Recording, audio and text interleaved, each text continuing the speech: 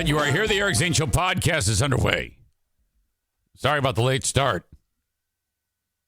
As I sat down here, Daisy, gosh, I keep doing that. Darla was attacking Bruce, and I was like, okay, come on now. So she's in the other room. We may see her again a little later. It just depends. See, Diana's here and whatever. Boring stuff. So, my God. Yesterday was an absolute, wow, I felt like some type of adventurer because it started out as, hey, Diana, do you want to go on a walk with me? Why, yes, I do. That sounds like fun. Okay, let's do it. And we went over to this fantastic place not far from here. And I guess recently they had just, like, it's this one park called Grand Ravines or something like that. Or I don't know, something grand. Everything here is grand. And we've walked it before. So I'm like, yeah, I got to close my fitness ring or my move ring on my phone. Now I'm looking at it and I go, I don't know if we have the time or the strength to close this, because usually I like to break it up a little bit during the day, you know? So I don't know if we'll be able to get it all in. Whatever. Let's go for a walk, you know, hold hands like old people do and look at nature. And this place is great. You know, it's loaded with nature. I'll say this. I am discovering that when I see like any type of woods, it reminds me. Can you hang on for just a second? Bruce, stop licking your goddamn paws. Jesus, I hate that. Whenever I see like woods or whatever, anything that looks like ravines and rivers and shit, it is so calming to me. It reminds me of up north. And as soon as, like, I've got a little dog kennel in the back of the house, and it's got like trees, and it reminds me of that. And it's like the second I get in there, the serenity that I experience when I'm surrounded by that, it's like this is something that happens to you when you get over 50 years old. You're just so that's something that is fun for the old fuckers like me. You know, everyone's like, well, what do you do when you go up north? Do you fish? No. Do you hunt? No. Oh, I don't know. What the fuck do you do there? You got to ride side by sides. There's great trails up there. How about snowmobiles? Motorcycles? Four-wheeling? No. What do you do? I make food over a fire and pick up sticks and throw them on the fire for like days in a row. And then I'll rake some leaves and I'll cut some logs. I actually kind of hate it when people go up there with me. Not because of their company. I like their company. I love that part of it. But I always feel like they're bored because there's nothing to do. Queen of the Forest and I go up there, and she just sits and reads books. Like a book a day. Jodi Picoult, done. Another Jodi Picoult book, done. You ever hear that author, Jodi Picoult? Picoult. I read one of her books called The Pact. Pact. The Pact. And it was outstanding. But this lady, Jodi Picoult, writes a new book like every other week. They're incredible. Fantastic author. And everybody reads these books. So by the time we get done with the weekend, Diana's surrounded by stacks of Jodi Picoult books. And I'm just walking around picking up sticks like an asshole. So we take our walk yesterday.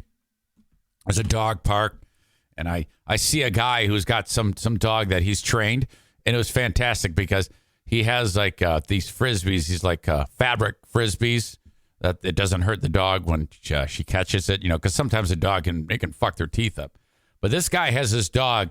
It was fantastic because he has the Frisbee and the dog's just sitting there by its side. And then he says a word. And then the dog just takes off and starts running around him in a large circle fast. This is the type of dog that you see in those videos where they herd sheep. And they're really good at it, it's just instinct. Well, I don't know if he's training it for that or something to respond to calls, but then you hear the guy very subtly go, sit, or lay, or down. It was down. And then the dog immediately lays down and is just looking at him with its head on the ground, looking at the guy, and then he would throw the Frisbee, and the dog would take off like a bat out of hell. It was fantastic. I was like, oh, my God, look at the skill. That is an art form. When you can communicate with a dog that way, it's the neatest fucking thing. What a great walk. We're off to a great start. We make our way through. We go over this nice suspension pedestrian bridge. And, I'm hearing John Denver songs as we're walking. And the plan is to walk throughout this park. Now, as we go, we come across about 100 yards up this trail a photographer, and she's got her camera aimed straight up in the trees. And as I approach, Diane and I go, well, what's she looking at? I said, it's got to be some type of aviary, some bird. She's bird watching and getting images. This is what she saw and what I took with my fucking iPhone. These bald eagles. I was kind of impressed. I mean, this was, they were about 100 feet up, and I was, the ability for the iPhone to zoom in that far, it's grainy as shit, but whatever. Look at these two beautiful, I've seen bald eagles before in this area. It might be one of these two, in fact. I know this is a pair that have been there for some time. And then this is a better picture. So that was just sweet. I was doing some reading when I got home about the number of bald eagles. They are no longer endangered or threatened in any way. There was a period of time when they were, and that had to do with way back. Farmers would shoot them. They'd go and fucking hunt eagle. Hey, what are you hunting for? Pheasant? No, eagle. Because they would do so much damage to various livestock, young creatures like sheep and goats and stuff like that. Maybe even a baby cow. Eagle come in and fuck it up. So they just shoot the fuckers. Then there was the, what was that, DDT, that pesticide that farmers were using, and it flooded the rivers, and then that affected the fish, the food. It fucked up the food chain. And then the eagles would eat the fish, and then the eagles would lay eggs, and the shells were all fucked up, and the shells would break, or the eagles they just wouldn't survive. So I think in this country, we were down to 450 mating pairs of eagles. There were so few eagles in the United States during the late 60s, and then they turned it around, and since then it's been thriving. So now it's they're everywhere. They're fucking cool to see, though.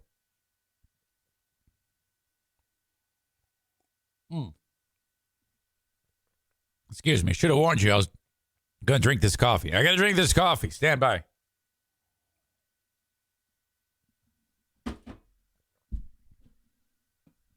Okay. Now we're good. Excuse me. So I get the pics of these eagles, and then one of them takes off, and I'm seeing it flying, and I'm sitting there watching it, and I'm hearing a Bob Seger song in my head as it flies majestically. And then there were other photographers there who were taking pics. It's sweet.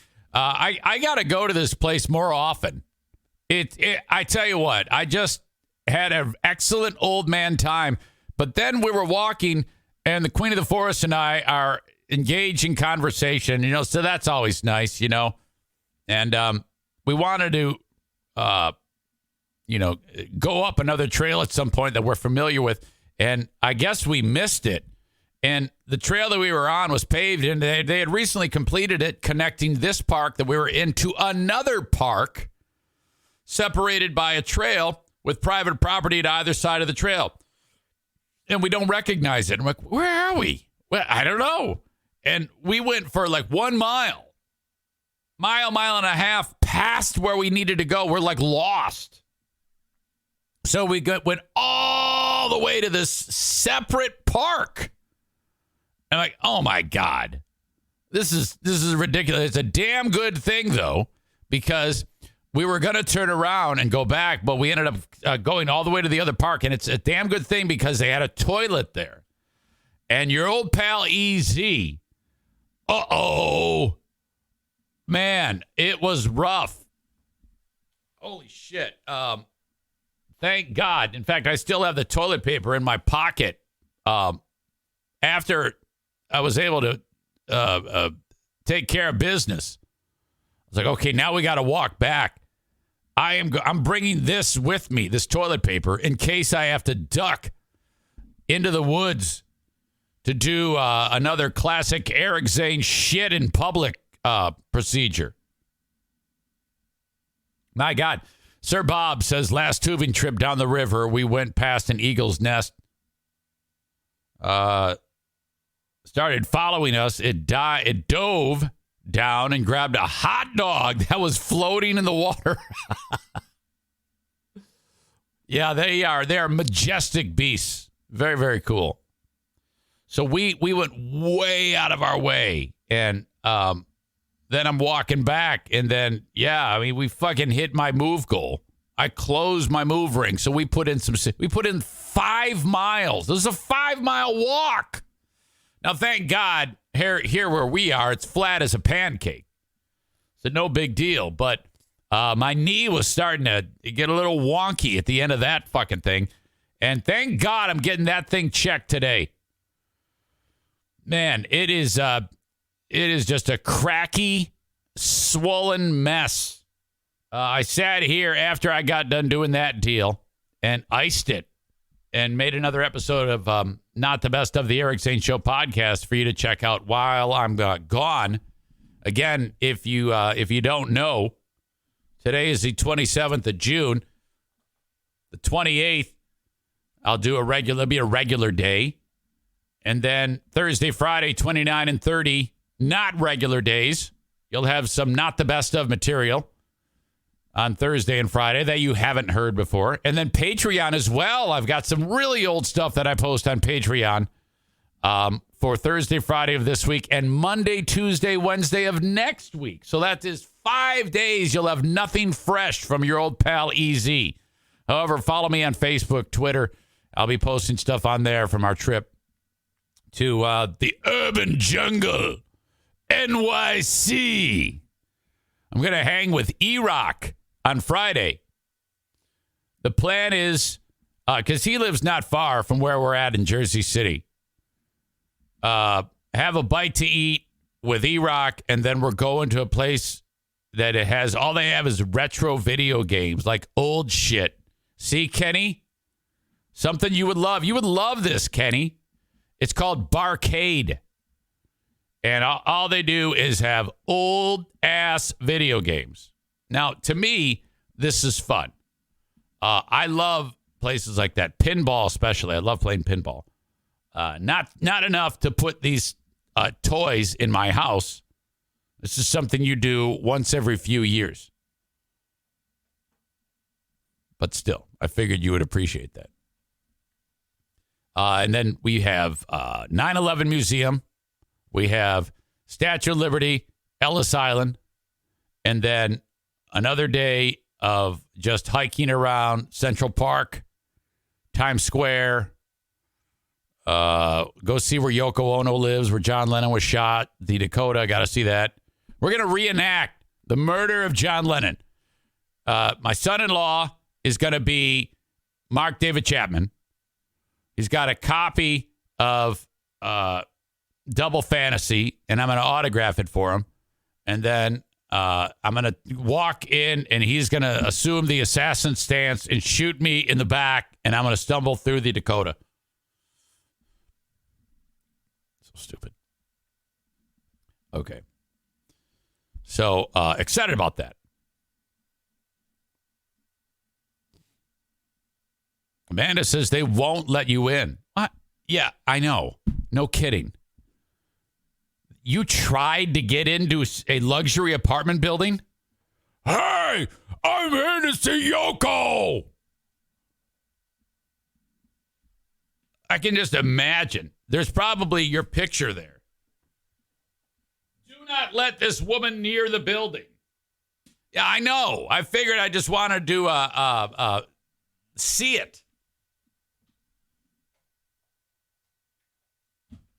She says, I asked the doorman about her. Oh, yeah. And they're like, yeah, go away. Go away.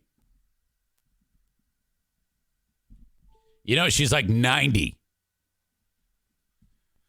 All right.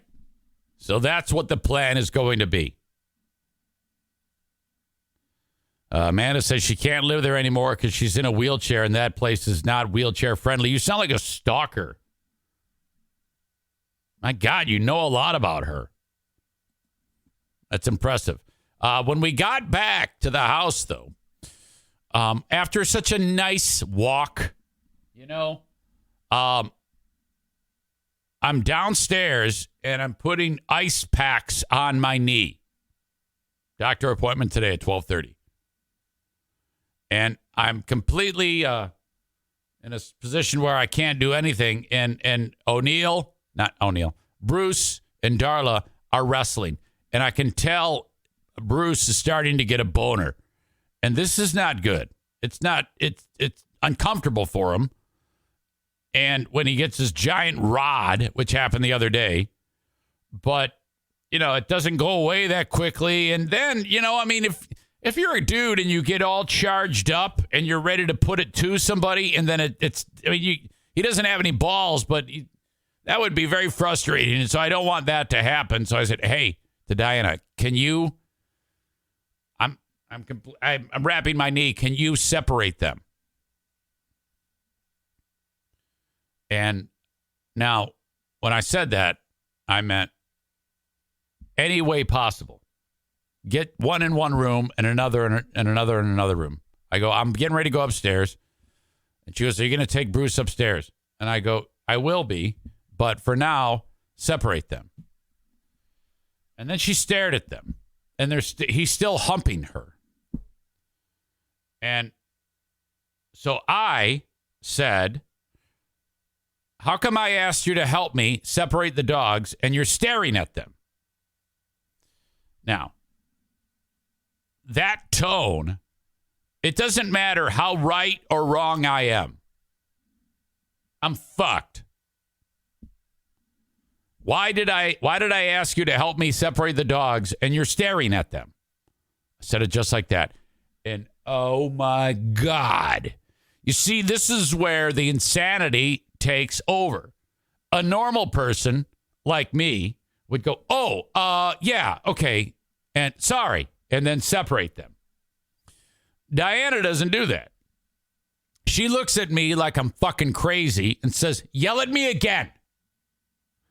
And I'm like, fuck's sake, just do it. For God, just help me. God damn it. And so then I get a text. Let's see. After a nice walk, you have lost all your Pooh Bear points.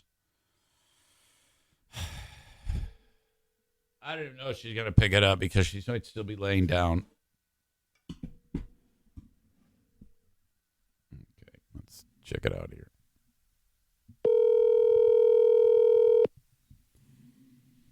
And then she quickly realized she was being stupid and silly. Okay. Hello. She still crashed.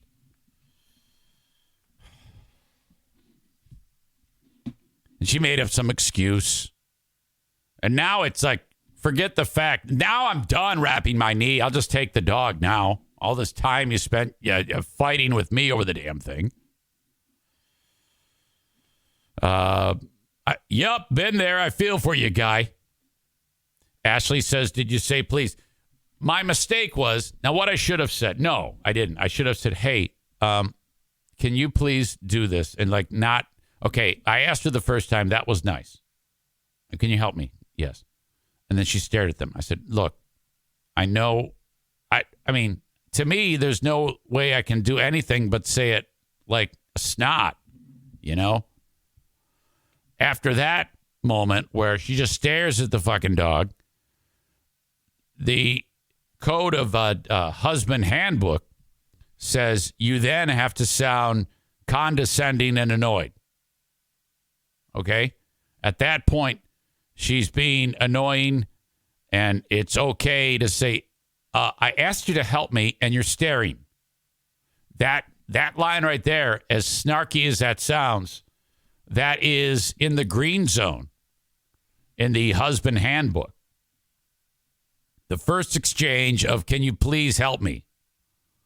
Separate the dogs. So, yes, I said please there.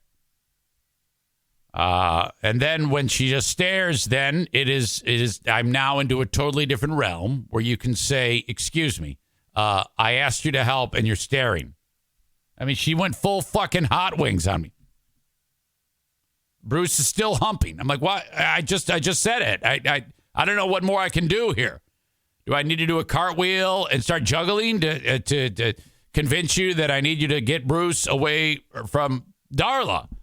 Just separate them. That's all I got to do. Put one in the laundry room and the other one stays here. Take you 2 seconds.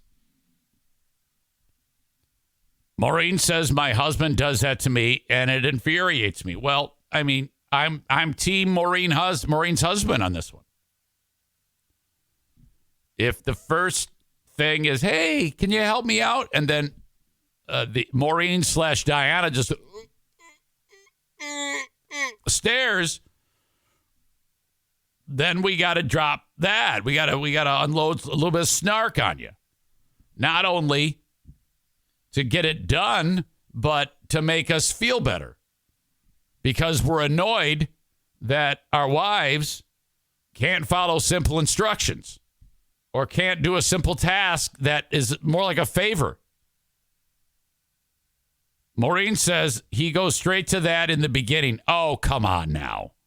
Are you telling me that he'd be sitting there icing his knee and he wouldn't say, hey, can you do me a favor and separate them? He goes right to,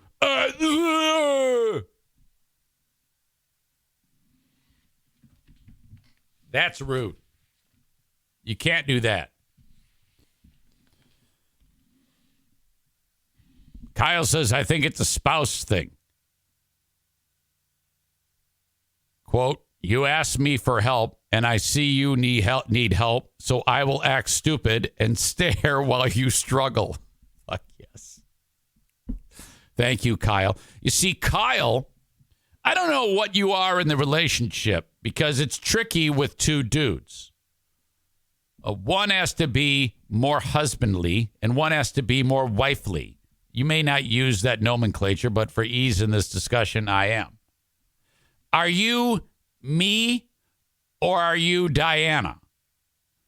And I'm just, because if you're me and you're actually the one, are you like, hey, I'm asking you to help and you see me struggle? Or are you like the one that actually does what Diana did? Just staring. I think you're more me. And your husband is more like Diana. It's so annoying. So after that exchange ends, and she goes, yell at me again. Which if you drop, yell at me again. If you drop that, it's like, well, or what? What, are you going to kick me in the balls? Are you going to shoot me? Are you going to leave? But I didn't go that route. I just kind of let it go. I went, yeah. I didn't say a word after she said, yell at me again. God damn. Kyle writes, it's both. Sometimes I ignore, stare because I don't understand what he's doing. Quote, you said you didn't want help, then get mad at me when I don't help. Chris in Buffalo says, my favorite is I'll be on the couch, got a beer, and then I'll come back to the couch, sit down, and my wife says, can you get me a beer? Brandis says yes to all those. Yeah, okay. So it's just kind of like a very fluid scenario where it's changing, and the dynamic could be interchangeable between spouse. So that happens. And then after she says, I lost all the Pooh Bear points, I FaceTimed her from this room. She was downstairs. And she seemed very playful and silly. I think it was a case of moderate overreaction by your old pal EZ and severe overreaction by the Queen of the Forest. Yell at me again. I'm like, well, I wasn't yelling at you. I was annoyed with you. And I gave you a message to indicate such. That's called communication. Of course, if I'm annoyed with you and I give you a little snark and you receive it appropriately, that is successful communication. I have attempted right back at you to let you know that I'm not happy with standing and watching Bruce hump Darla. In a perfect world, it would have been like this. Hey, can you do that? And then she stands and stares. And then I say, hey, I totally need you to maybe get Bruce, and get ultra specific, corral Bruce, maybe usher him into the laundry room for just a minute or two while I put the finishing touches on icing my knee. And then ultimately I'll wrangle him up the steps. But right now they're really kind of jacked. All right. And Bruce wants to hump her and jizz on Darla's head. And we can't have that in the house. So could you, in a perfect world, I could do that. But it's so much easier to say, I asked you to help me, and you're staring at them. You see how much quicker that is? The trade-off is, for the brevity of me saying that, the message is received quickly, but she's then annoyed with me and goes, yell at me again. Ugh. Fuck it, man. Kyle says, but think how adorable Bruce Darla puppies would look. I can't say that I've ever seen an English-French mixture. That would be cute. But Bruce technically cannot, he's neutered. He can't create, but, he doesn't make sperm, but he still makes semen. Well, no, I take it back. He makes the fluid that would transport the sperm. But it's clear. There's no swimmers, but he can still batch. And that's who wants to scoop up or mop up dog jizz from their house? I mean, come on, man. It was awful. Yell at me again. Ugh. Adam says, follow BFZ, Big Fat Zane, for more marital advice. Sir Bob of Oliver, yell at me again. Proceeds to yell, why are you yelling at me? Stupid question, is Darla old enough to have puppies? No. And we're going to end up getting her spayed. You're like, oh, dude, come on, you got to breed her. Nah, I don't want to breed my dog. It's a pet. Say what again? Emmer effer? Pulp Fiction. Big Fraud Zane to Pooh Bear. Fine, I'll go podcast.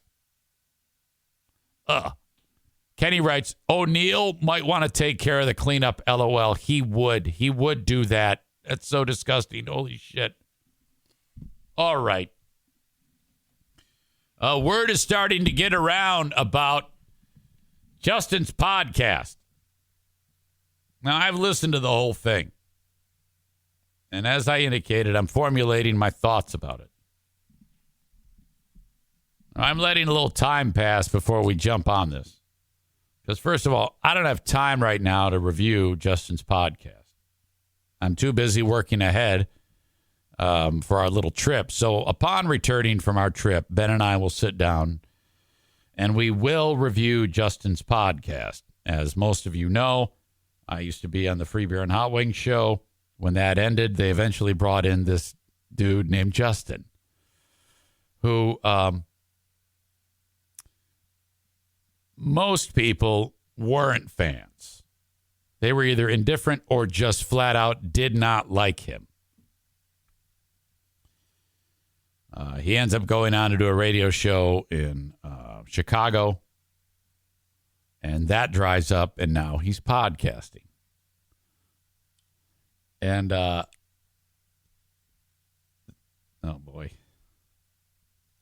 D. Squarius Green, who is a terrific fan of our show, and he also listens to the old show. He posted on both Reddit platforms this thread. He wrote Justin's podcast. Wow, not good. The quote, "That's not your mom, that's your sister" story. Jesus Christ. Does he think anyone is dumb enough to believe that? And that's been the knock on Justin. The stories he tells may or may not be true. They are ridiculous, but that's not unheard of to have scenarios like what he describes happen. It's how he tells the story. It isn't so much the content of the story, it's how he's telling it that makes it ridiculous. And there's a lot of other criticisms I have about it, but I don't want to shoot my load here, because a lot of my criticism I want to save for when I do Who Are These Justins, which will be an upcoming Patreon show in due time.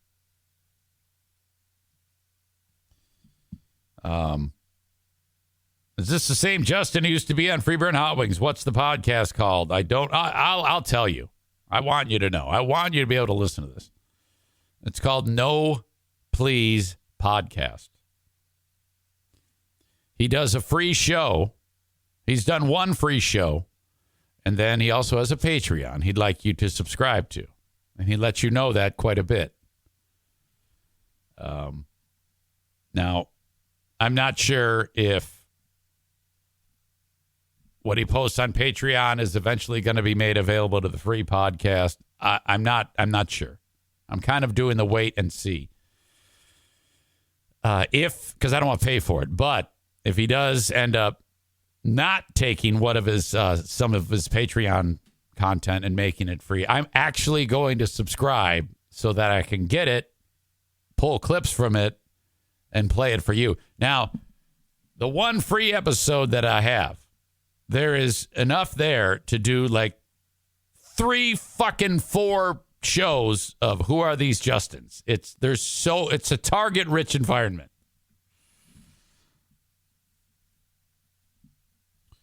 Episode number 2, he talks about his time on Free Beer and Hot Wings. He took a lot of questions. He did like an AMA where people wrote in questions ahead of time and he's answering them. I'm probably going to subscribe because I need to hear it. I need to hear what's going on there. I reached out to him and said, "Hey, you should be on my show. You should let me interview you. I want to interview you. I have some questions I have for you." And he won't respond. So I'm like, well, that's too bad for you, because if you did agree to have me interview you, I would have a more difficult time reviewing your show, because now I know who you are. We've spoken. There's a dialogue. I would be less inclined to want to rip you a new asshole. It's that whole thing. It's funny because I don't know him.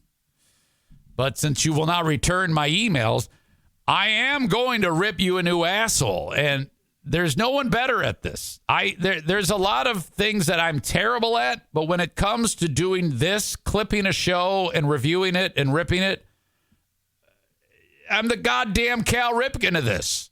That's a bad example. All he was known for was playing a lot of games. I'm the Babe Ruth of clipping shows and ripping it a new asshole. Ashley says that episode 2 mentions free beer and hot wings. I'm not sure that she listened to it, but he mentions in the description that he talks about free beer and hot wings.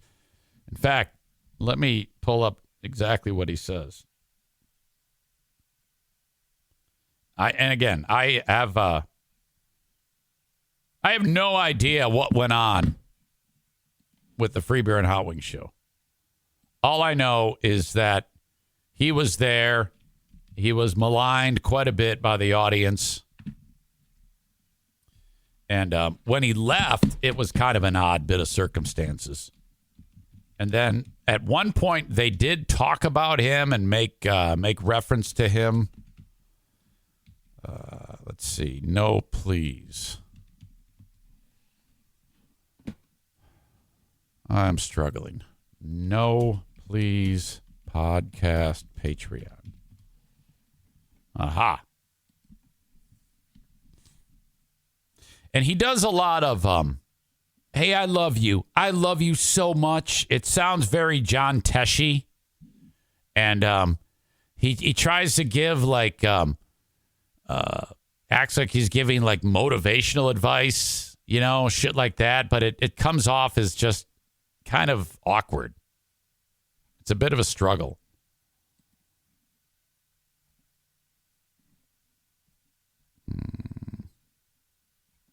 Boy, speaking of struggling. Monday motivation is what he calls it. For the first time ever, I talk about leaving Q101. I answer your questions and spill a lot of tea. And then he also talks about free beer and hot wings and says that it's about forgiveness or something like that. And it's like, well, no one really knows what that means. So I'm anxious. Okay.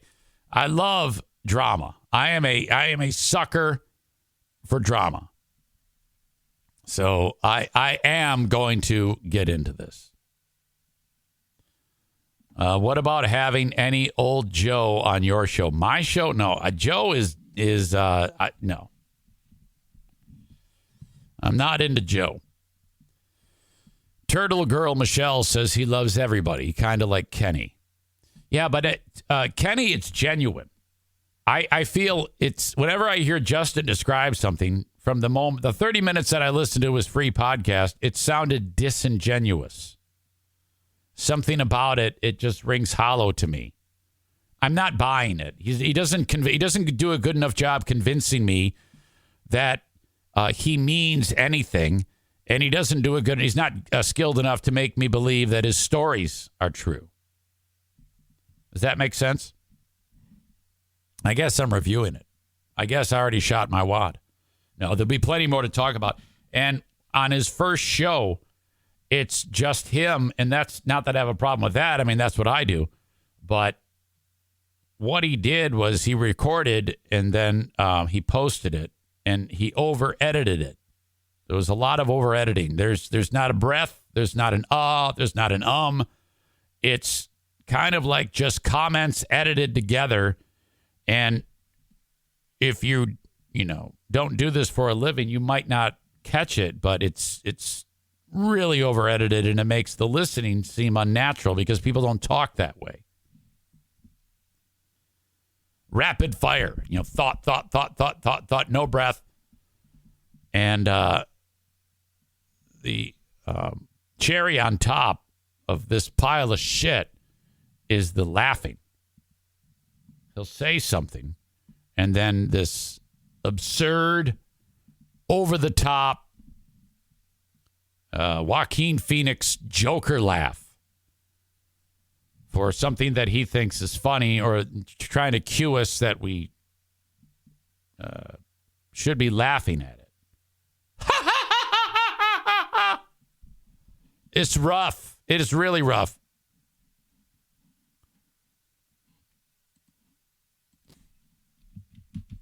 A young Adam Schwab sent me an email. He wrote, observations of Justin's show. So this is what I wrote down as I was listening to Justin's podcast. This is the first time I've heard him since he abruptly left Free Bear and Hot Wings. I'm typing this as I'm listening, so hopefully this makes sense. In the intro. Sacrificed his entire life for radio. He was married for the first year he was on Free Bear and Hot Wings. Then Mrs. Justin moved back to Washington. All right. Observation. He wrote, begging for sponsors. Well, I can understand that. This is a troubling time. He's concerned about his existence. His ego from being on a morning show in Chicago to doing a podcast was a step backwards. All right. Mansplaining Patreon. He won't give the juicy details on the free podcast, so this is the last time I will listen to this, he writes. At about the 7-minute, 30-second mark, he hints people who have disappeared will appear. Could he be hinting at a possible Joe-Justin reunion? I seriously doubt that. I'm fairly sure that he is not a Team Joe member. He must be referring to someone from his Chicago days. A lot of, quote, fun stuff planned. He says that about 9,721 times. He talks about how his life changed on April 21 when he was let go. So he has a girlfriend who is either very rich or a meth head too, Adam writes. And they went on a road trip. They saw the world by going to Kentucky, Tennessee, and North Carolina. He rips on people from East Tennessee's looks and how they all carry guns at an outdoor swap meet. But he notices how they are all happy with their rotted teeth and selling their Happy Meal toys for food. Yeah, I heard this part too. It seemed like he was kind of punching down. Then he claims some kid had a mom/sister. He feels richer from this experience. I got out of that I feel richer from this experience because I saw how happy these people were when they were trying to buy garbage off tables. It was very condescending. And again, asked people to support Patreon at the 14-minute, 20-second mark. Claims people reached out to him to continue at least podcasting. Then Adam writes, because no radio station will ever hire him again. Hey, I can relate to that. Talks about the story about, then he went and did a news story. You know, how I do, I'll sometimes maybe talk about something and have some audio. In fact, I'm pretty sure it was the story that I covered about the Rhode Island councilman getting busted with a crack pipe in his hand while asleep in his car. He laughs when he tells us to imagine crackheads. Ugh.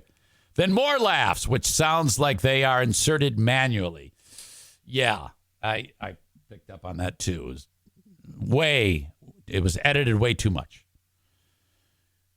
He talks about a drop, which almost got him fired, but he won't play it. He kept saying, I'm going to save it for the Patreon. He doesn't, and then he was claiming, I don't have a drop machine, or this one's broken. Give me money so I can buy one. 1804, crack sandwich for lunch? Seriously?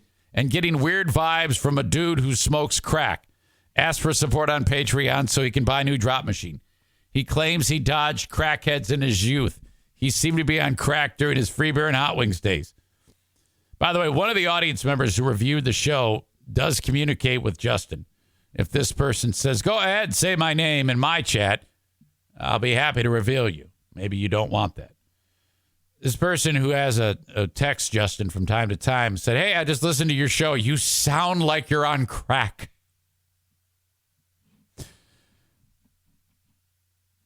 Justin finds now former councilman's story inspiring for the following reasons. 1, to not start smoking crack. 2, if something is wrong, don't let your brain convince you you are worthless or something. You can always grow. Yeah, he's always doing these one to grow on things. Then makes a stupid noise because he mentions his drop machine is broken for the 734th time and to support him on Patreon. Then he played voicemails from people. They were all chicks. It was rough. And then it ends. Adam says, I regret listening to this, but I hope his review observations provide some entertainment. I hope this review observations provide some entertainment. No, I think this was cathartic for you, Adam. I enjoyed reading what you wrote. That was more entertaining than the show. It was Ashley. Crazy Ashley. She says, who, me?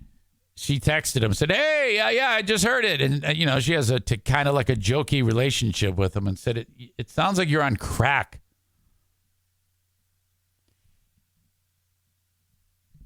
Chris says, it sounds like someone who's been through the program, 12 steps. Yeah, I got that too. So there you go. Go ahead. No, please. Wherever you download podcasts, and you can check out my man's podcast. So that will be part of a Who Are These Justin show on Patreon. Again, if you had just said, yeah, Eric Zane, I'll talk to you. Hell, I wouldn't mind. There's a lot of things that, I've experienced in nearly 5 years of doing this, best practices that I would be happy to share with you if you weren't a fucking retard. I mean, I don't know why you would have any problem with me. I don't have any problem with you. So if you happen to hear this, a little food for thought, you skinny little fucking twat. I'm trying to help you, motherfucker. But if you're not, well, bullshit. I'm going to fucking brutalize you. Ashley says, when I asked him about your show, he went dark. The first thing I would tell him is, no more over editing. Just talk, you idiot. What the fuck? Radio people that try to podcast, that's a cardinal sin. That's not this format. You're supposed to have it's not supposed to be polished. This is not a radio show. Talk like a human does and then post it. My God. Kenny says, I wish you had that drop. I'm trying to help you, motherfucker. I do have it. It's on my drop machine. But I don't use the drop machine. People say, how come you don't use your drop machine? Because I'm talking.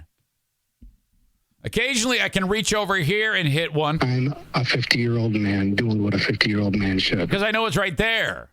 But the number one killer of momentum on any podcast, when you're alone, even with two people, it can be tough. You can't be fucking scrambling for a drop to throw it in. The best part of drops is the out of left field vibe that they're supplying. If I'm doing it, it's not out of left field. Ultimately, it's the best to have, like, let's say Eric and Ben are having a conversation, and you have a third person who doesn't really talk, but use the fucking drops. It's nearly impossible with one, a little wonky with two, ideal with three. It's the only way that works. Trust me. So anyway, boy, for a guy who started this out with, I think I'm going to save what I want to say about Justin's show to a little bit later on. I just fucking talked about Justin's show, but I haven't shot my wad. There's so much to talk about in that show.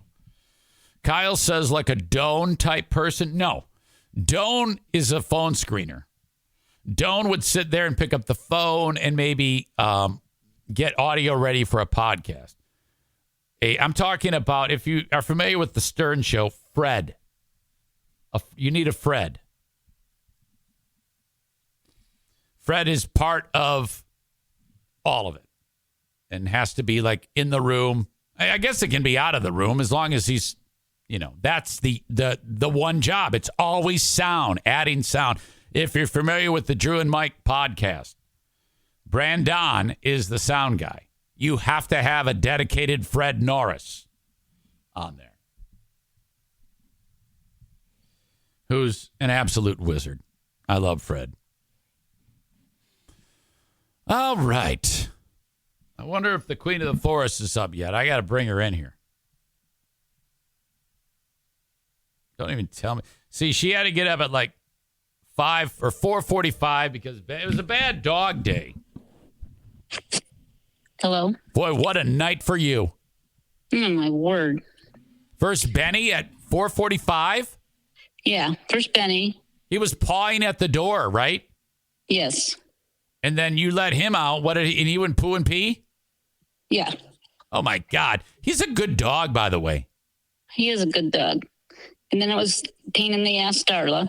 And that was at 5:45. Yeah. And then what did she do? She had to go pee and poo.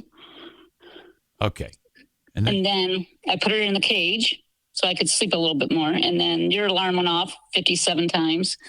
And then after you got up, I was just dozing back off, and Benny was back at the door scratching. Come on. Yeah. So I had to let him out again. And then I came upstairs, and then Darla decided it was playtime. Yeah, she and was bit you. barking, and she's barking. And then she thought Benny's tail was a toy. So she's laying on the bed, biting Benny's tail. Oh, okay. Yeah. Yeah, that's a puppy thing. Of course, she bit your nose and ripped your nose skin. Actually, one of the teeth hooked the inside of your nostril rim. Yes. So you have a rip on your nose. Yes. Yes, I do. Well, that's you know, I'm sorry that happened, but the real reason why I'm calling was to break down yesterday's our little stroll. Well, the stroll, I talked about that. That was amazing. Seeing the Eagles, getting lost. A little couple mile walk turned into a 5 mile walk. But then the big part of the show today, I was trying to wrap my knee in ice. And I said, and if you remember, I said, hey, please separate them because Bruce was humping. I didn't want a boner. It makes him uncomfortable. And then you just stared at him, and I go, hey. And then I said to you again. Actually, what I said was, I asked you to help me, and you're staring at them. And then you said, yell at me again.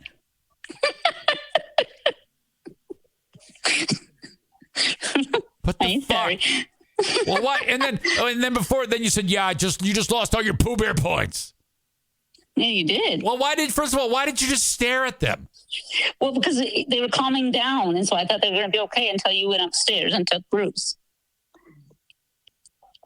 Come on, That's man. Why. No, come on, man, me. It's not. It doesn't work that way. He's going to get a big boner, and it's going to be uncomfortable for him. Well, and it's terrible. You see, seeing a dog dick is one of the most disconcerting things ever. It is pretty gross. Yeah, it's horrible. So, all right. That was weird, but it seems like we have it worked out. It was all your fault. No, it was not. That is not the truth. All right. You were part cockhead. All right. I'll talk to you later. I foresee a nap in your future. Oh, yeah, for sure. Brandis says, I am Team Diana always. Yay, see? I told you. They know. They know. All right. What was that? What was that noise?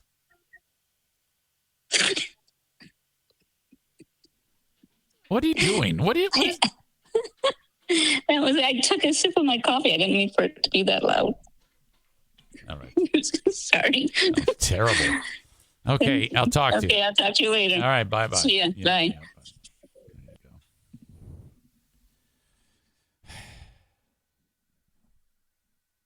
Tyler says, oof. She called you a cockhead. She must have been mad. Oh, yeah. Holy crap. All right. If you've been enjoying the show on Facebook, Twitter, and YouTube, I'm about to kick you out. Facebook.com/Eric Zane fan page. Twitter @Eric Zane Show. Follow me on there. YouTube as well. Usually I only go about half an hour on these platforms, and then I kick you out. But I was on a roll. The way I do it is a full show appears on Twitch. So I still have another 58 minutes of podcasting to do on Twitch. So if you want the rest of this show or future shows, kind of transition over to Twitch. twitch.tv/Eric Zane Live and then hit follow. That's all you do. Or download the Twitch app on your mobile device and then all one word, Eric Zane Live. And then follow the page. There's two things once you get used to Twitch you need to do. Follow is the first one. So that when I go live, it says, hey, Eric Zane's live. And then the other thing is subscribe. A couple more hoops you have to jump through to subscribe.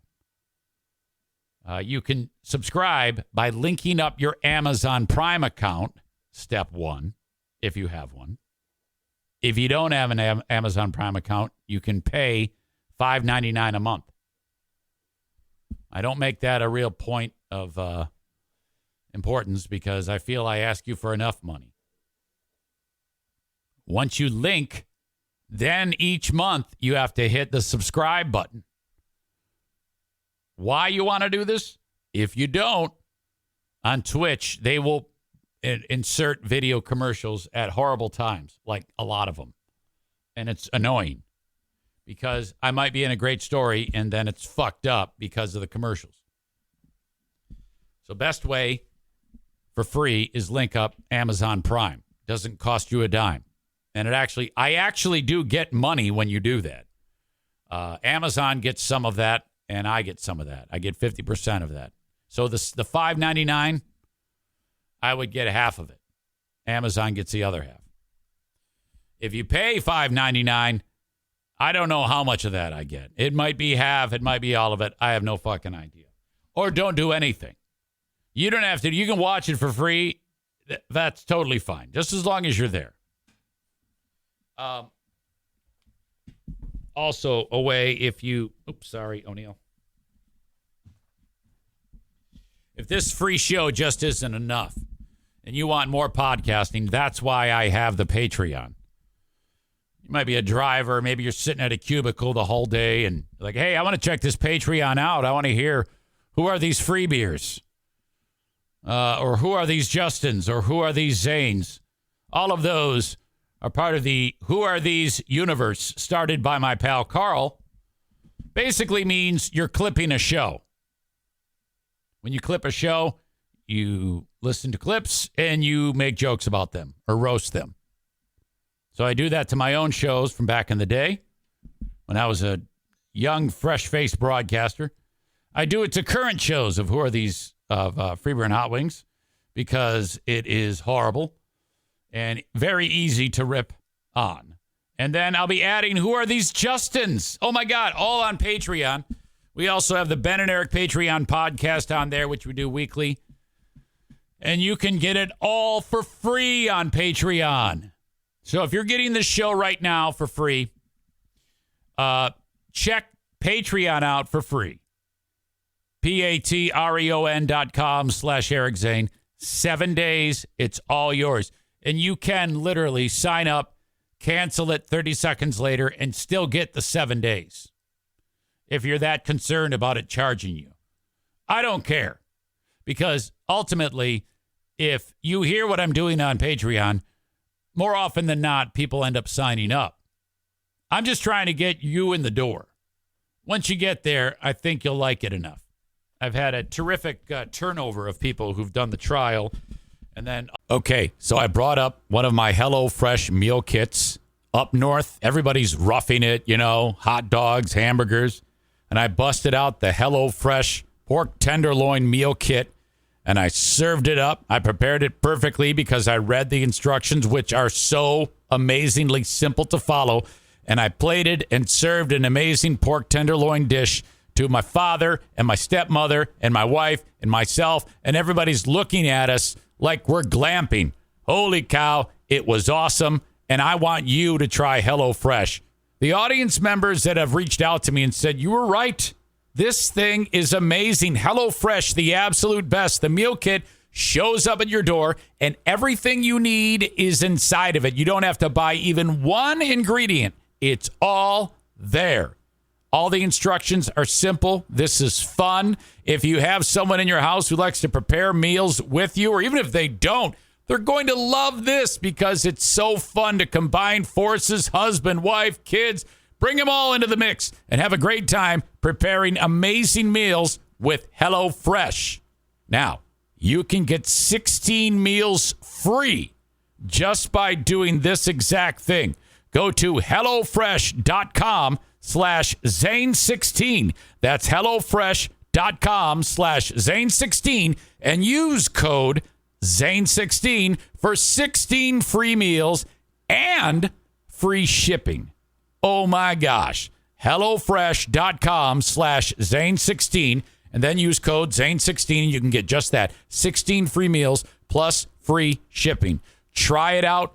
I swear this will not let you down. You will love it so much that you will sign up again and again and again. And let me know how it goes. Send me an email, eric@ericzaneshow.com. Tell me about your amazing experience with HelloFresh. All right, listen up, guys or ladies who have guys who are struggling with ED. You are not alone, but there is help. Hims has you covered. Lots of personalized options to treat ED. Viagra, Cialis, and Hard Mints wintergreen chewable tablets compounded with doctor-trusted ingredients. New, discreet, and only available through Hims. Hims has you covered for all of these amazing medicines that can help you. You go to 4hims.com/care. There, you can access licensed medical providers and trusted treatments for ED 100% online. Once you get the prescription, Hims will ship to you for free in discreet packaging, and then you're done. That is awesome. No copay, no awkward in-person appointments, no video visits, no insurance required. ED is personal, and now so is treating it. Go to 4hims.com/care to get started today. That's 4hims.com/CARE. Only available if prescribed. Subscription required. See website for full details and important safety information. Restrictions apply. Hard Mints is a chewable, compounded drug. The FDA does not approve compounded drugs, nor does it verify their safety or effectiveness. Ultimately end up staying with it. So thank you. Patreon.com/Eric Zane. Oh, God. Okay. That's all the bullshit work. I'm now going to kick you out. There you go. Twitch and Facebook brought to you by Irvine's Auto Repair, Grand Rapids Hybrid and EV. Twitter brought to you by Blue Frost IT. There is a new obesity drug on the market. Well, I take that back. It's going to be on the market. Eli Lilly manufactured it. The question that I heard asked to the guy who's in charge of Eli Lilly was, will this be the most lucrative pharmaceutical that has ever been made? And he says, I don't know. And he lied and said, that isn't why we make these. Of course it's going to be the most lucrative pharmaceutical ever made. This is even more effective than Ozempic. I think this also is a diabetic drug that the way it targets the cells, you will lose weight, even more dramatic than Ozempic. On the news, there was a lady who weighed like 350 on the Today Show. And then she took it, and then in short order, I mean, she had to change her whole wardrobe. Way down. Extremely effective. The experimental, and she it was a blind study. She didn't know, blind or double blind, I don't know the fucking difference. Either way, she didn't know what the fuck she was taking. And, but she says, well, there's no way that if I was taking placebo, there's no fucking way I would have been able to do this. Now, they, of course, encourage you to not, like, take the drug and eat like a cock. There's a lot of expertise that has to go into how you consume your food. And this isn't for everybody. The goal here is not for, the person who wants to lose 10 pounds. It's for people who are going to be dead because they're so fucking fat, who the fat will kill them. Morbid obesity. This will work. Holy shit. The experimental drug, patients lose up to 24% of their weight after less than a year. The highest reduction seen in the obesity treatment space to date, according to new mid-stage clinical trial results released yesterday. The phase 2 trial followed 338 adults who were huge and received the injection of the drug called retatrutide or a placebo each week. Patients who took retatrutide lost 17.5% of their body weight, or 41 pounds, after 24 weeks. What does that work out to? Easy math. 41 divided by 24, right? 1.7 pounds a week. That sounds low. Compared with 1.6% for those who received the placebo. Patients lost 24.2% or 58 pounds after 48 weeks. Those who took the placebo lost 2.1% of their body weight after that same time period. The trial's researchers said average weight loss did not appear to plateau after 48 weeks, suggesting a longer study could show even more. Eli Lilly is currently recruiting patients for a phase 3 trial. So this is a ways down the road. But can you imagine what it would do to our society if this was a regular thing covered by all your insurances, Medicare, Medicaid? I mean, that would really affect the landscape of your local Walmart viewing. If suddenly the scooters weren't in operation. I think, though, that with the clientele of Walmart, if they happen to, let's look into our crystal ball 10 years from now, everybody is skinny, the amount of skin that would be dragging behind the scooter or the walker because their joints are still going to be fucked up. But my God. Eli Lilly's other obesity drug, Mounjaro, which is approved for type 2 diabetes, has helped patients lose up to 21% of their weight in clinical trials. I don't know if that's related to Ozempic. I think that's different. Retatrutide is a weekly injection that changes the way patients eat and leads to decreased appetite by mimicking certain hormones in the gut. Wegovy, which is made by another company, that's shown up to 15% weight loss in trials. Wegovy only mimics one hunger-regulating hormone, while Mounjaro mimics one and another hormone, while retatrutide mimics 3 different hunger-regulating hormones. That appears to have more potent effects on a person's appetite and satisfaction with food. So make no mistake, this is for people who, like I indicated, the weight is going to fuck them up. Okay?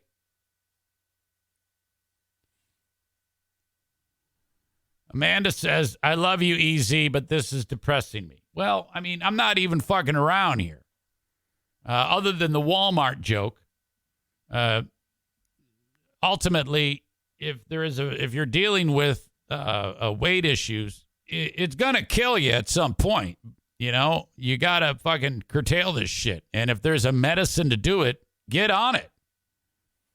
Ultimately, there's a good portion of the society who have this. And, you gotta turn it around somehow. But I don't want you to rely think, oh, I'm just going to wait for the drug. I mean, I swear to God, I have a food addiction. But you're going to have to day by day it. Yesterday we talked about it. You got to day by day it. Ryan says Amanda's approaching max comment in a row limit. No, it's deferred because she's on point with the subject matter. She's talking exactly what I'm talking about. There's a fine line between it's when you're talking about something I'm not talking about. Like if Amanda was talking about hockey here, I would have fucking thrown her out.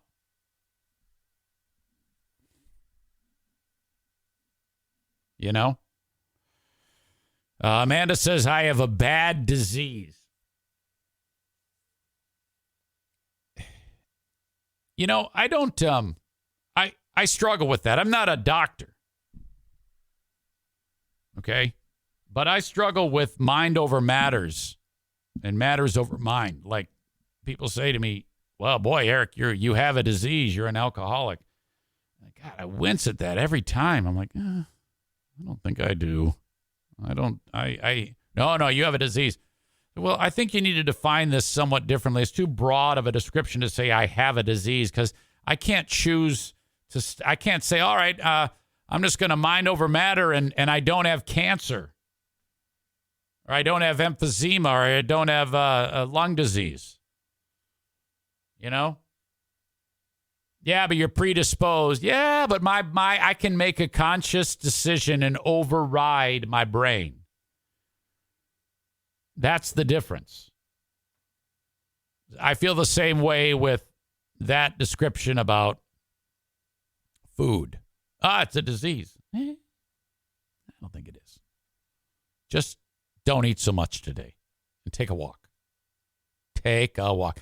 And you know what? And I see, Amanda, you went through that gastric procedure, gastric sleeve, and your weight went down, and now it's back, and that's hurting your psyche because you actually were victorious over gastric sleeve. You actually nullified the result. Fuck that shit. Who cares? Who cares? You got to quit worrying about what's behind you and quit worrying about what's in front of you and worry about June 27, 2023. Who gives a shit about what happened in the past? So what? Big deal. That you lost 100 and you gained it back. No one gives a fuck. You shouldn't either. How about today we get through it appropriately, concentrate on good things, and finish the day and go nighty-night, and then that's that. We don't even worry about tomorrow. And I'll say only this. When it comes to tomorrow, you just kind of treat it like the same way. And see how many days you can get in a row before you realize in case you fall off a wagon, you're like, oh, God, I got to 10 days and then I fucked it up. Oh, well. Well, still, then you've got 10 out of 11 days, and that's pretty fucking good. Then you go for 11 out of 12 days. You know? You're going to fuck it up. Give yourself a break. Shit, the other day, I had 3 bowls of Raisin Bran. Okay?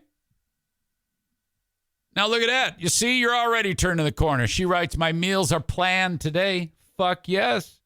Bought a walking pad for the living room too. Fuck yes. There you go. So I don't want to hear any more talk about beating the gastric sleeve and 100 pounds and the future. Fuck all that. Fuck all that. You got you today, and that's it. Fuck yes. Let's do it. And Kenny, same way, man. You too. This is all perfect. We spend 3 years from today. So June 27, 2026. You two fuck. And just you're going to be so hot. Both of you are going to be jacked and ripped, and we're going to watch it. It's going to be awesome. Like, we'll rent out Van Andel Arena. and put you two in the middle and you just fuck the shit out of each other. Yes. Now, I know that you two look at each other and you're disgusted. But imagine if you're both completely ripped. I've seen images of Kenny when he's skinny. Totally different dude. Okay? He was very young. I think he was like a month or two old. All right? And Amanda, I've seen that pretty smile and those beautiful eyes. 3 years from now, we're talking a total romp. Oh, man, I can't wait. This is what we do. You guys, this is how you get rich. A 3-year storyline of weight loss, and then you two are going to get attracted to each other because you're done being disgusting. And then you have sex on OnlyFans. I'm going to bring that idea back, and I will share the money with you. I will give you 5% of the earnings that I keep.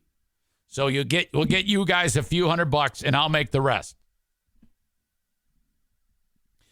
Mitch says, is Kenny the dude from the Boomer Bunker? No.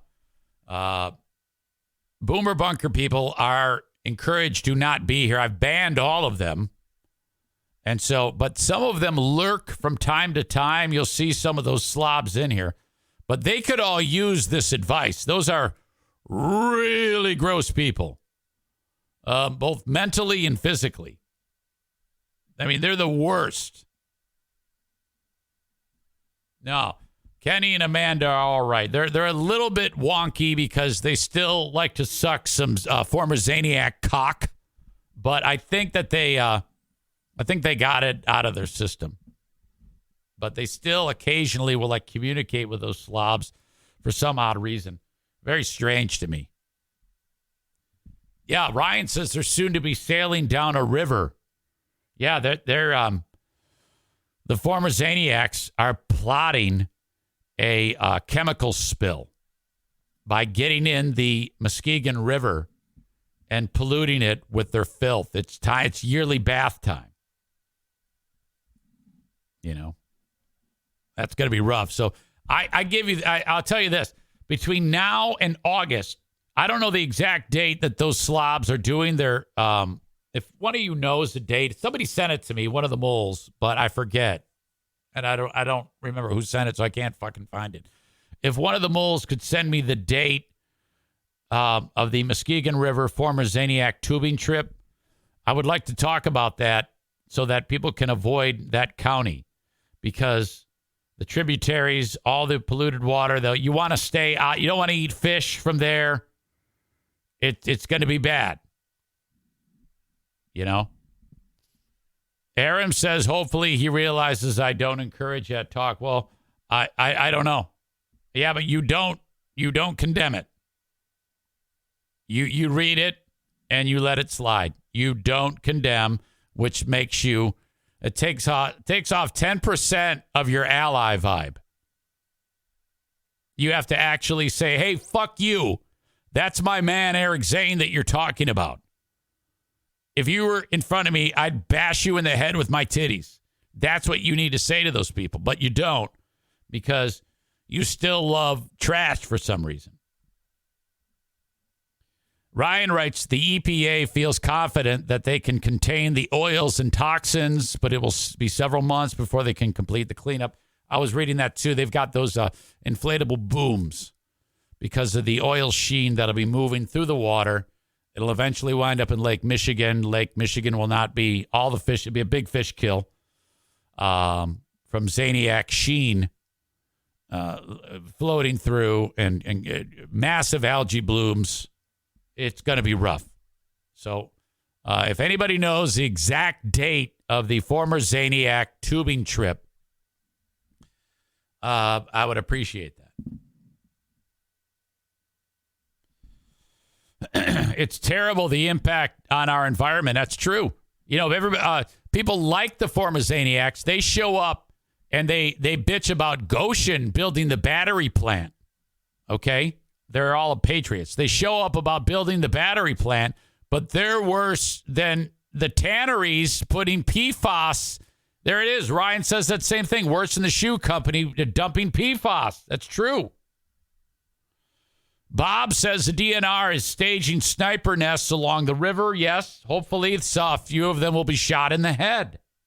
And not because I want people to die, but, sacrifice one or two for the sustainability of the entire state of Michigan wildlife ecosystem. Aquifers will be destroyed. It's really bad. Okay.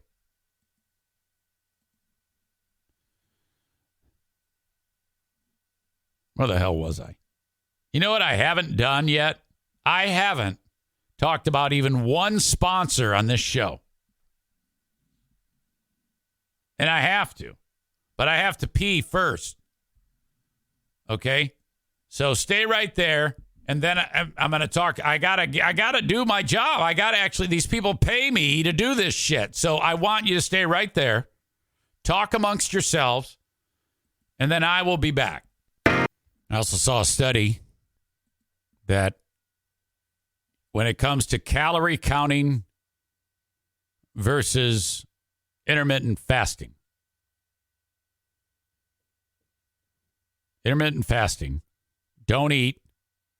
only eat between 8 a.m. Wait a minute. I'm fucking that up.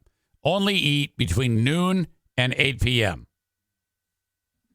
That's it. That's all you got to remember. Only eat between noon and 8 p.m. is just as effective as counting calories. Okay, I can only get up to 1,600. Oh man, I've eaten 1,400. I can only go this much more. My problem with that, I don't like spending time counting. I'd rather just fucking noon it to 8 p.m. Yeah, 10 to 6, too. That's the same window. The key is hit the window and don't eat right before bedtime. That's it.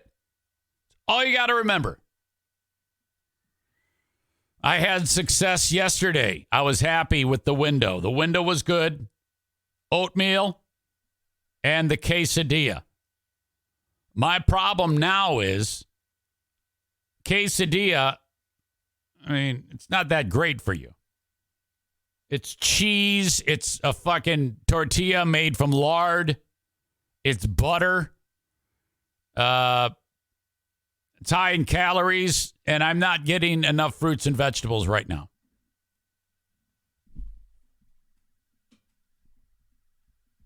I need to increase more of the vegetables, especially the leafy greens. If I can get that, if I can integrate that into what I'm eating, and I'm getting closer. This is a work in progress. It's all about once you get momentum. Like, let's say Amanda today, she's successful at what she wants to do, and she's able to repeat that over a few days. Then she's going to kind of like open up the playbook and do more good and make more good decisions. And she is going to fuck up. We all will. It's coming. Hey, that does not matter. Just start over. It's okay. Don't beat yourself up over it. All right. That's enough. Easy. I just want to help you. I just said that's enough easy soapboxing. The thing is, though, when I used to soapbox, I used to attack and belittle. I like this type of soapboxing better. Letting you know that it's never as good as it seems, never as bad as it seems. You're going to be okay. But just, there's some things you got to do, but just do them. Just do them. All right. Berlin Raceway this weekend. 4th of July celebration. Military, seniors, I should say active military, retired military, seniors all get in free Saturday, July 1 at Berlin Raceway. Racing starts at 6:30. Everybody else pays $14 when you buy online. BerlinRaceway.com. $17 at the gate. Now, The parking is free. 15 and under gets in free. Oh, you know what? Hold on a second. I just realized I did not do a giveaway. I'll just write it down here as a reminder. Pardon me. Sometimes things pop in my brain and I have to make a note or else I'll forget. Parking is free. You can bring in a cooler. You can pack all your snacks. No glass, no alcohol.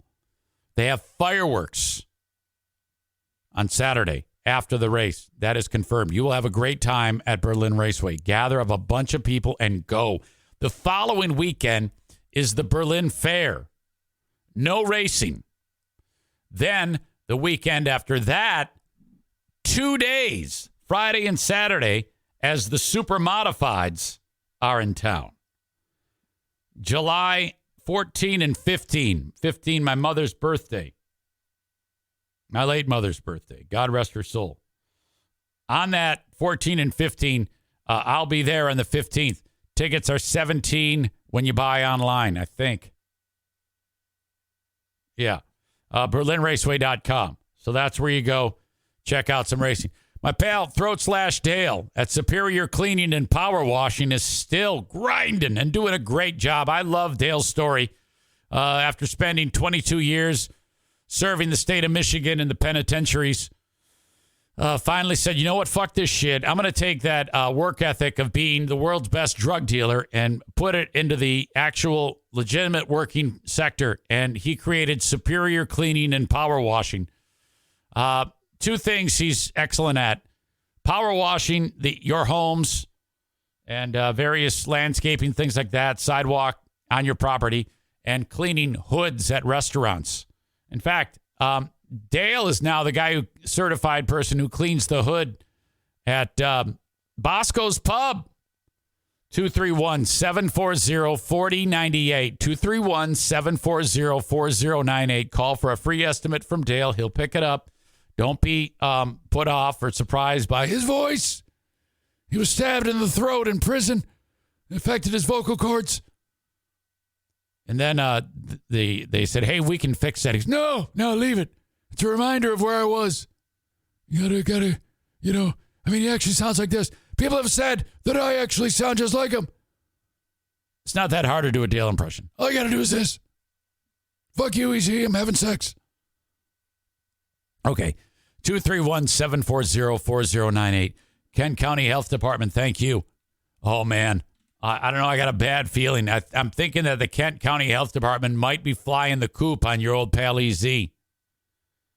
I don't know what it is. It just seems like I'm not getting the communication I once got. Yeah, you ever have that happen in any type of a business relationship, whether it be your employer or someone you're dealing with through sales or whatnot, and suddenly the communication stops? Oh, no. I'm concerned about this. Well, anyway, in the meantime, reach out to the Kent County Health Department if you need any assistance when it comes to getting started on the WIC program to help keep food on the table. No one should go hungry. You just call them 616-632-7200 or go to their website, accesskent.com/health. Don't forget about Blue Frost IT, the managed IT service provider for this show. For your small or medium-sized business. The computers for your employees are all a little wonky. They're outdated. They're old. They need to be upgraded. Don't just go buy. Sit down for a 30-minute complimentary consultation from Blue Frost. Alan will tell you exactly what you need to service your industry. Maybe you need a high-end graphics card that you wouldn't have known that you needed, or that is even available today because you just went and bought it off the shelf. Have Alan do it all for you. Reach out to Blue Frost IT, 616-200-8550, or online at bluefrostit.com. That looks like bluefrozetit.com. All right.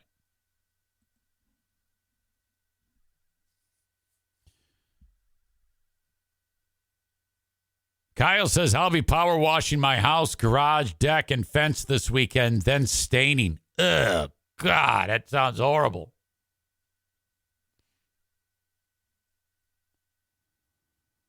Linda adds the tip, brush your teeth right after dinner so you won't eat again. Yeah, I can't eat. I just brush my teeth. I know exactly what you mean. That's a great tip. Maureen says Dale is also excellent at trivia. He is, but sometimes if he's not, he sure is funny about it. Kyle adds, like when your redheaded bee boss stops meeting to discuss your performance. Yeah, Eric, we don't need to air check today. You're getting fired in 2 weeks. Oh, God. It's fucking rough. I'll be filling in for the huge show next week, Thursday and Friday, for the best sports talk you can imagine. Oh, my God. Yesterday, I got a tip that syndicated radio show host on CBS Sports Radio, Zach Gelb, ripped on Billy Simonson. So I went back and listened to the podcast, and they cut it out. I got a tattletale to Billy about that. Stu McAllister told me about that. He was listening to Gelb's show. Oh, fucking Bill. Come on. Hold on a second. Hey, Siri. Mm-hmm. Text Bill Simonson. What do you want to say? Yo, Zach Gelb was picking on you last night on CBS Sports Radio, period. I want to tell you about it on the podcast, period. Call me, period. It says, yo, Zach Gelb is done. That'll get his, he'll be like, what? Huh? Somebody said something about me?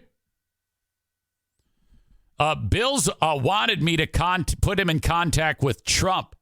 So if I can get Bill on the phone here, I'm going to call Trump and conference those two together. That would be a meeting of the minds between Trump and Bill Simonson. Simonson was a huge fan of my segment, Trump on Sports. Maureen says, yeah, you could do another segment of Trump on Sports. We will. We're going to do Trump on Sports. At least I'll try. The word today is that Trump is heard on audio talking about his sensitive documents or some shit.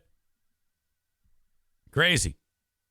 I didn't want to spend any time on it. I was having too much fun talking about Justin and words of inspiration to help people who are a little porky. There's a local daycare that's in a world of hurt. Okay, so this poor lady, Datasha Chapman, has a house that is a daycare. And the house was a pile of shit, and then she flipped it. She did everything she needed to do to make it livable. And then she started having little ones come over as a licensed daycare. Awesome. She fucking worked her ass off. But she's got a bunch of grifting fuckhead family members who are absolute losers that were just showing up at the house and staying there and like smoking crack. And she's like, God damn, motherfucker, get out of here. I'm trying to run a daycare. And they're like, fuck you, bitch. We're not leaving. So she tried to kick him out. And the police said, you can't do it. Since you let him in, you have to get like an order of notice of eviction, which I've always hated that. It's like if someone's in your house, you don't want them, you grab them and you throw them the fuck out. Or you shoot them, one or the other, you know? But this poor lady, because she was trying to evict those fuckers, the fuckers then called Laura. Not Laura, the audience member of ours and friend who lives in New Jersey, but that's like the licensing organization that supervises daycares in the state of Michigan. So they like turned her in and ratted her out on a bunch of shit, and now she had to close a fucking daycare. What? Holy shit. Audio check, video check. This poor lady. I love this story, though. A home-based childcare center in Grand Rapids had its license suspended on Friday, and the state is now taking steps to have it permanently revoked. Michael Martin has details on the allegations leveled against the facility's operator and her take on this whole situation, which she says is nothing more than a big family feud, Michael. Max, Janice, that's exactly how she explained it to us. Now, the situation, the Michigan Department of Licensing and Regulatory Affairs completed their investigation at the end of last week. And as of 6 p.m. on Friday, the group Child Care Homes operator, Datasha Chapman, is now prohibited from operating a child care facility at her home on Benjamin Avenue on the city's southeast side or anywhere else. Now, we spoke to Chapman just about a half an hour ago. She says the allegations are simply not a fair characterization of what actually happened. The state agency claims in a summary of their investigation. Look at that place. I mean, there's no shrubbery or anything, but you can tell she's worked on it. It looks good. Findings that Chapman allowed several adult individuals to live and hang around the home without running criminal background checks on them. Now, one of those individuals occasionally staying there allegedly had a history of criminal sexual conduct, with Chapman apparently telling the state that they would, quote, snort cocaine and get very violent with another person who was also often at the house. So a guy who's a sex offender shows up there and starts snorting coke. Now, while she spoke of an aunt as well, saying that aunt would often stop by and that she was, quote, on drugs. Wait a minute. I said the house looks good. I think all these windows are busted out. I would say that's a real red flag right there. And a thief. Now, the report mentions piles of clutter, dirt, and cracked floors and a potential infestation of mice. On one of their visits, state agents also allegedly found a large jar of cannabis in an area, they say, of the home that kids could access. But Fox 17... All right, I take it all back. This place is a shithole. Well, we spoke to Chapman Monday afternoon, and she tells us that all of these adults that are named in the summary, which they don't provide their names, they just list different individuals. She says that they're all family members. She says the home belonged to her grandmother for several decades before she took it over in 2019. At that time, she says the home was in absolute disrepair. And now it's still in a state of disrepair. Of a lot of different animals, bed bugs, nearly unlivable. She says that it was her that fixed up the house. In turn, family members who needed a place to stay, they just started showing up. And basically, I came in and I gutted the house. I gutted the house of the people. Holy nostrils. I gutted the house physically, like I had all new plumbing put in, all new electricity, a new roof. What the fuck happened to her nose? I didn't even hear a word she just said. She looks like fucking Voldemort's long-lost black sister. Et cetera, et cetera. So now that the house is in a good condition, there are people in my family. I can't stop looking at it. They look like it looks like she had gauges in her fucking nose. Who comes over here and think that they can just live here, you know, and in the process of me. I want to put my dick in there. Trying to get help from the Grand Rapids Police Department and getting them out, I'm being told I can't. She shouldn't have a daycare just based on nose. A child could get lost in those nostrils. Can't put them out. So instead I have to get eviction notices. So 30-day notices for everybody. And as I give them one, I would so have sex with that nose. These people in my family, unfortunately, are calling Child Protective Services on me. They call child licensing on me. They call Adult Protective Services. They're making up things about me.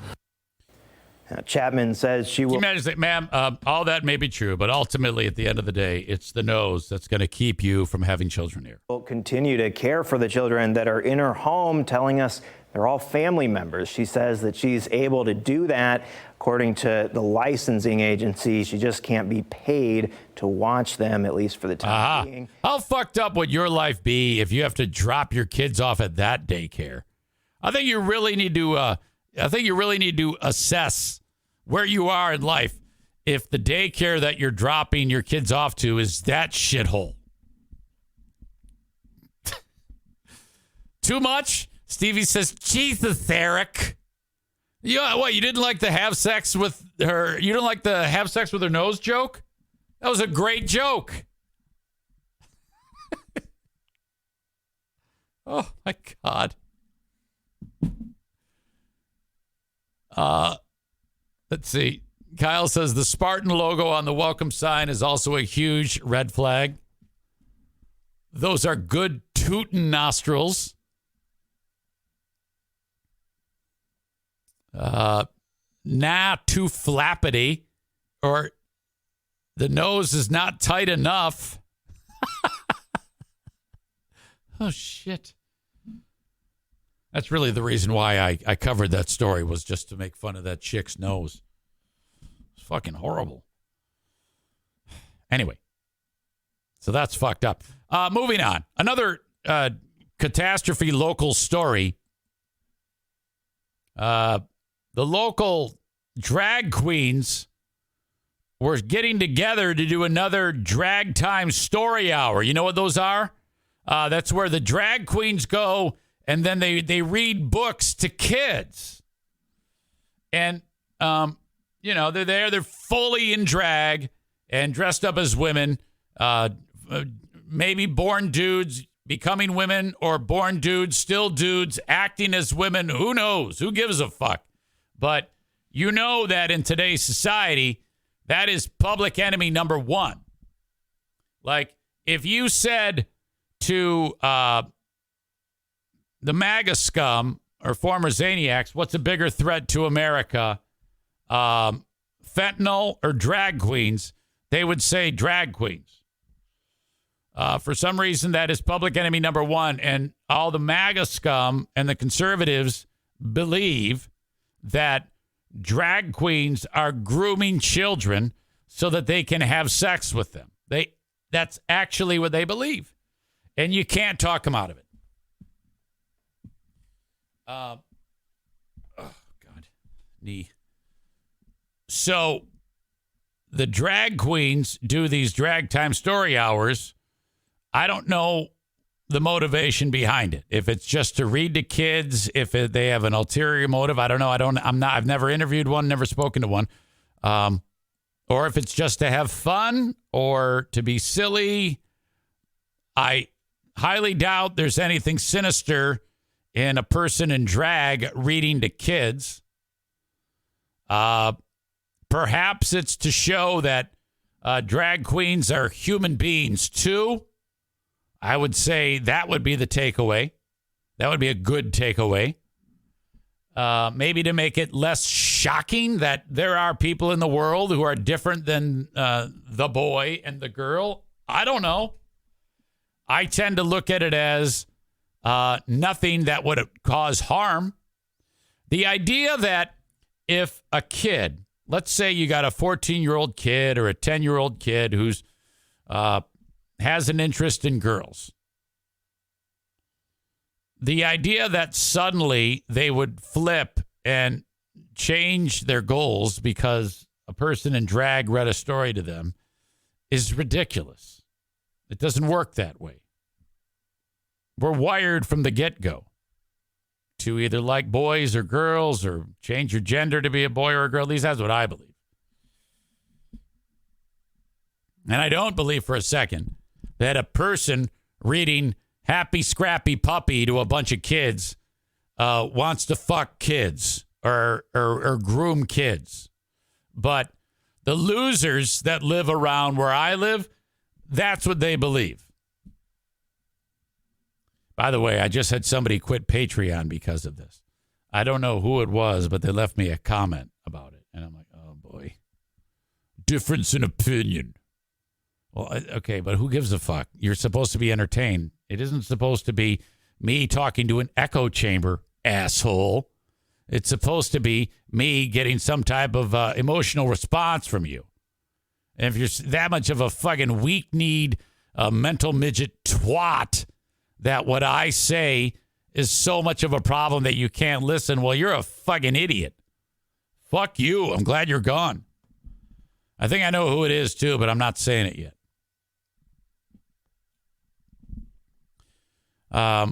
So the drag queens were doing Lakeshore's Drag Time Story Hour Monday at the community center in Holland. But the people who were organizing it got wind of a Facebook group that was threatening them. And so, we're just hours removed from the guilty plea of that guy who shot up the gay lesbian place in Colorado and killed a bunch of people. They're like, fuck this shit. We're not doing it. They had to cancel it because the lunatics that live where I live were threatening the fucking place. The City of Holland's last planned Pride event for the month will not happen tonight after growing protest concerns. News 8's Megan Bunchman is here now with this story. Megan? Well, Drag Storytime was meant to be the final part of Out on the Is Megan in drag? Lakeshore's Diverse Voices series. I'm kidding. Received tips that protests were planned at the kid-friendly event. Don't tell her I said that. They decided to postpone the reading until they can find a more private place to host. As Pride Month events happen across West Michigan. Oh, look at that. Look. Oh, my God. That's what I love about these Pride events. These people dress in the craziest shit. Like, look at this lady. This chick looks like Refrigerator Perry, but she's wearing like a halter top. Growing controversy and protests have forced an LGBTQ plus group to reschedule one event. We see that there are challenges occurring in Ottawa County right now, and pushback against the queer community, and we're going to do everything we can to make sure people have what they need and are welcome in their homes. After Kate Leighton Colburn with Out on the Lakeshore learned that as many as 50 protesters were planning on crashing. A protest of this drag story time is going to happen. There should not be children around an adult entertainer like the one in my post below. Happy to say I'm helping to reach out to people in the community and letting them know. Tonight's Drag Story Time at its community center, she decided to I'll tell you what, though, if I was a kid, I would not want to see this because drag queens look scary to me. I mean, have you ever seen that fucking movie, The Nun? That's what this bitch looks like. I'm all for equal rights, but drag queens, in my opinion, they look like shit. They look like evil fucking monsters. Postpone the event until they could find look at that. Private space. We have a drag queen coming in to read. They look more like, kids scare easily. That's what I would be more afraid of. I would not take my grandkids to see a drag show because they look fucked up. Developmentally appropriate books for children and families of all ages. Leighton Colburn says they are used to protesters, and in years past, they've typically stayed on the outskirts of their Pride events. But on Saturday, she said nearly 24 people protested in the park at Holland Pride. It's disappointing when we're not able to provide a space that's safe enough for families. Drag Storytime did not plan to include a traditional drag show, but there was still enough pushback to force Out on the Lakeshore hand. Drag culture has come under fire nationally as conservative groups in nearly a dozen states. You see, look at that. If I'm a kid and this beast is in front of me, I'm like, fuck you, I'm out of here. Pushed to ban public drag shows, including at a recent Holland City Council meeting. That, I don't know. The eyebrows, the eyes, if again, I'm a little kid, I'm put off by that. Parents are realizing adult sexual indoctrination is influencing our Holland children's innocence with sex education and LGBTQ plus sex behavior. Oh, yeah, thanks. Thank you, Grandma. It is under the guise of DEI. Out on the Lakeshore says... Diversity, equity, and inclusion. Yeah, I think you should worry about a funeral planning, okay? Stay in your lane. You should be concerned with what grave plot you're going to be in. They will reschedule tonight's event. We will be doing more events like this in the future. We know that it's hard and disappointing and scary to hear about the postponement and the reasons for it. But we're here and we're not going anywhere, and we're going to keep creating and cultivating safe, affirming spaces where everyone can learn, grow, and thrive. Out on the Lakeshore is looking for private facilities, so if there are protesters, there would be more physical space between those attending the event and the people protesting on the street. So they want a private place now to do the thing. Wow. This fossil, referring to that lady, is just pissed because she hasn't been laid in 27 years, maybe more. My God. Agreed, Eric. Old people need to sit back and shut the fuck up. Josh says, I'd love to see someone in a drag show up and read a passage from the Bible just to see these idiots' heads explode. Oh, yeah. A drag time Bible hour. Now we're talking. You see, that's the thing about gay people. They love to fuck with people who don't think you are fucking bigots. So if I had a private space, I would host the Eric Zane Show Podcast Drag Time Bible Hour. Oh, no. Oh, my God. Mediocrity Dave says the guy who thinks Mr. Rogers was a pedophile. That's pertaining to the last story, right? And he was. Well, I can't say that. I just feel like he seemed quite. I was getting kid diddler vibes from him all the time, with the whole, oh yeah, hey, I'm gonna take off my shoes.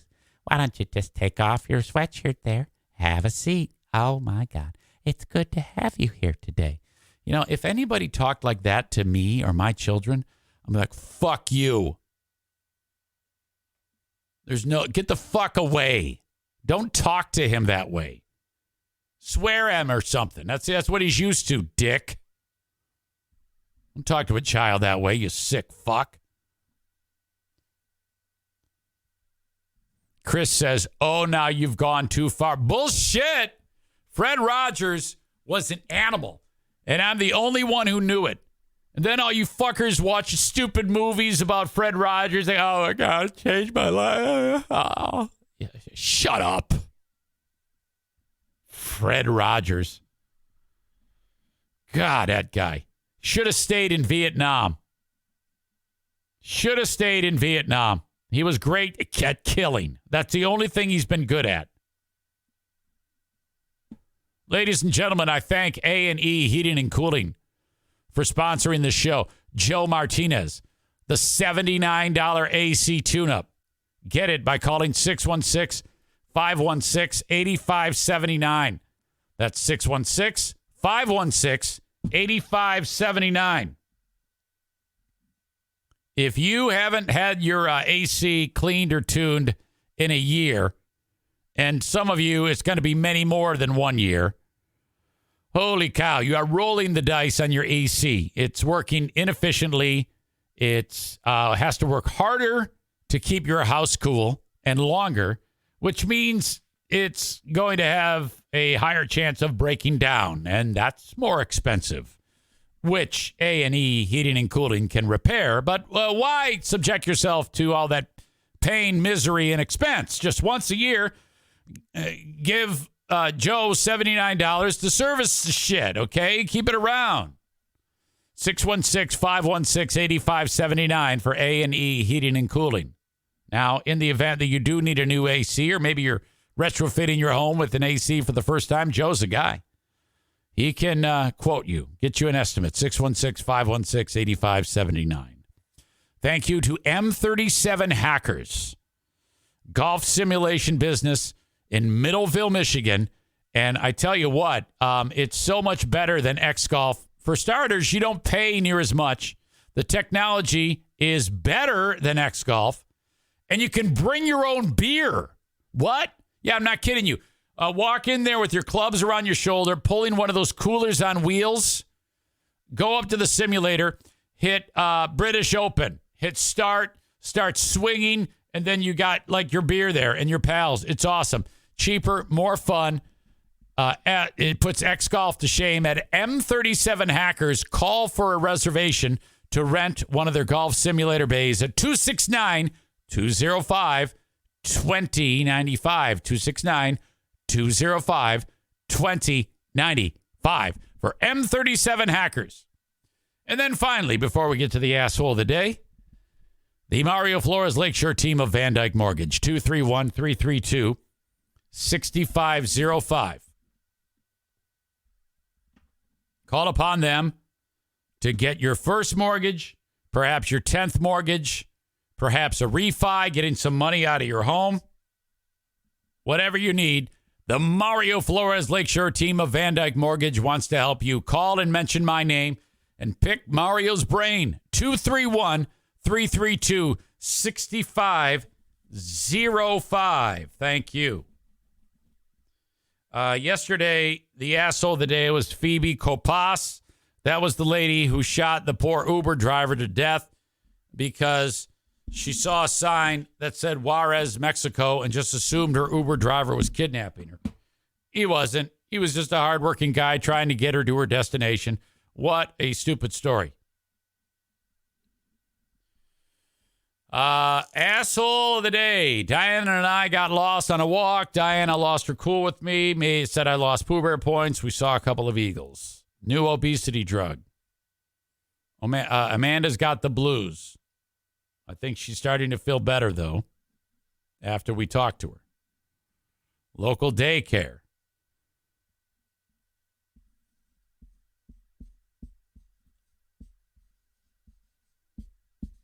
The asshole of the day has to be the Ottawa assholes for being so butthurt about drag queens reading books to kids. You know, the moms and the dads don't have to bring the kids. It's like no one's holding a gun to their head saying, you must go to Drag Time Story Hour. If the drag queens want to read and the parents want the kids to hear the story, well, stay in your fucking lane. What business is it of yours, you fucking asshole? Josh says, asshole of the day, daycare lady's nose. But really the cokehead's living there. I don't know if we can make her nose the asshole of the day.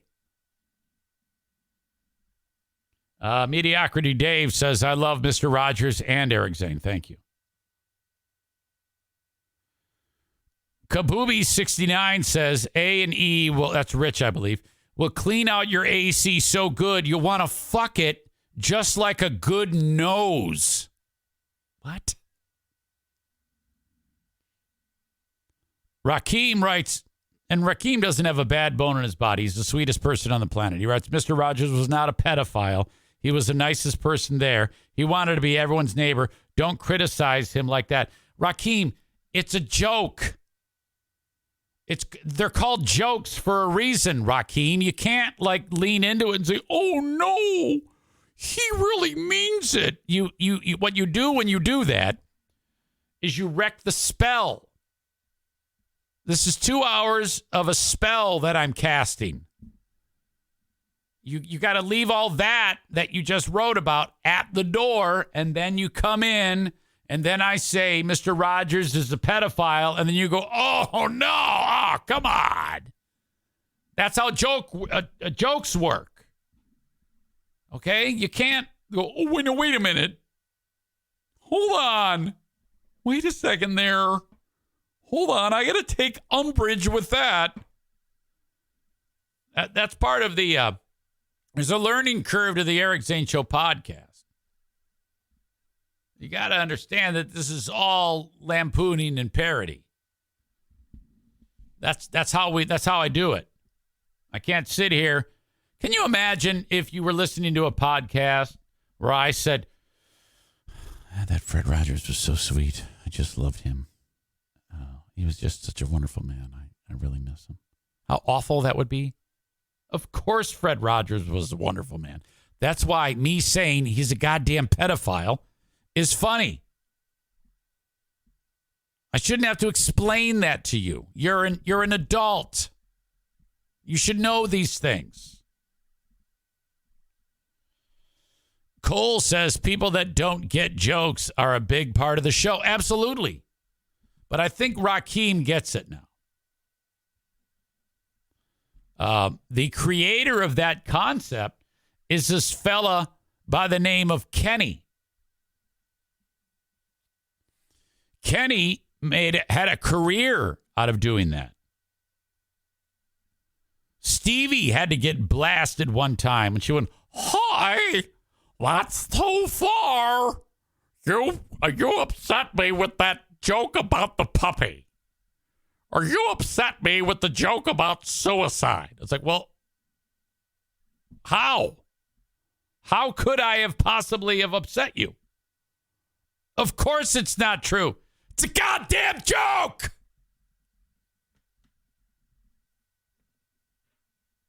Kidding. The words "too far, Eric" should never be uttered. Ever.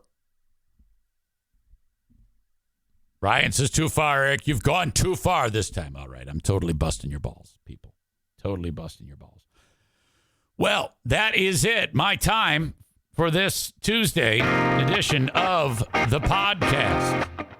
I will talk to you on the Patreon momentarily. I am sidestepping Smarter Than a Former Drug Dealer trivia this week as I am preparing for my time off. What I'm telling you is I have senioritis. Talk to you on the Patreon bonus podcast. Check it out for free. Oh, my God, for free. What are you doing?